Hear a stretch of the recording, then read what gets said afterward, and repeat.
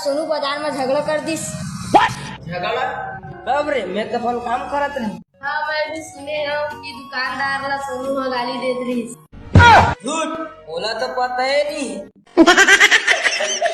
देख यही तो बड़का बीमारी है भाई। सुने सुने बात में भरोसा करता है यार तुम।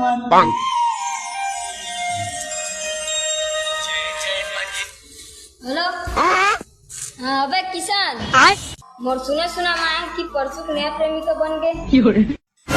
सही में? हाँ इंस्टाग्राम पर पूरी शर्ट फोटो डाले रही। बाप रे मैं वो गाँव घूमे गए रहो तो मोर भतीजी से फोटो खिंचवा के डाले रहो बे। सारा हो कुछ भी बोल हा। देखा भाइयों, बिना जाने सुने कुछ भी बोलना नहीं चाहिए। बैगन हाँ भाई, झूठ बात आग के जैसे हवा, जल्दी फैल जाते और सब न जलाते। अगले बार का बारह बोला पूछ लहा।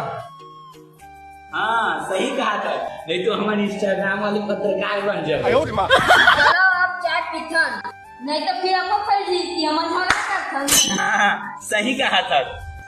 तो संगवारी हो, आप एक संदेश देना चाहता हूँ। बिना सोचे समझे कपड़ों बारे में नहीं बोलना चाहिए। काबर की पहले जांच पड़ताल कर लेगा, फिर सोचो कि बात सही है गलत, तो पर क्या करा जांच पड़ताल करा। तो मिलते हैं अगले वीडियो में, बाय।